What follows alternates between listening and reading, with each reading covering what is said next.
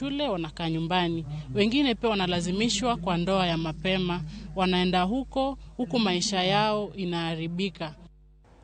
Siso mar somo Miyo moro ma higni 32 dhi mbele kod sombe sikul primar ma Loikaz mayudore Malale County ma Samburu gelemo leleruk en achiel kuom jo gred mar adek e sikulno kao geno chwalo sombe bang' weyo sikul e higni machien. Leleruk ne gi nyithindo 7 kendo wacho ni chal marach mar uchumi omiyo mijing'o mar dok e klas. Odhi ataro mar paro ni ng'ama miyo ok owinjo bede klas achiel kod jopuonjre ma hikgi Ramogi mag nyithinde. Leleruk wacho ni odok e sikul ka ogeno loko kendo bero ngimane. Yeye ni mama wa watoto 7 na ni mama ambaye ako na haja ya masomo. Yeye kila wakati anauliza maswali.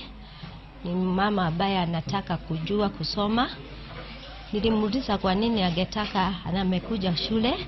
Akasema kwamba ameona wale ambao wamesoma wameendelea. Nimekuja shule. Kitambo unashunga ng'ombe na mbuzi. Kwa leo unakuja tu kushunga na unaenda makaa na mapost. Saa hii unauza chai. Naamka saa 9 unaenda kuuza chai.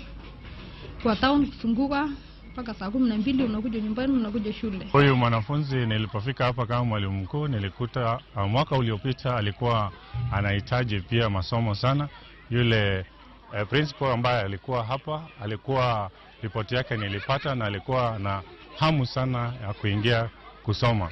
Alituambia kwamba alijaribu kwenda kwenye shule ya Gumbaru ama ya watu wazima, lakini kule alisema hakuweza kupata masomo kwa sababu walimu hawako, na yeye amekuja kwa siku nyingi sana akisema tuweze kumenroll kwa hii shule kwa sababu anaishi hapa karibu na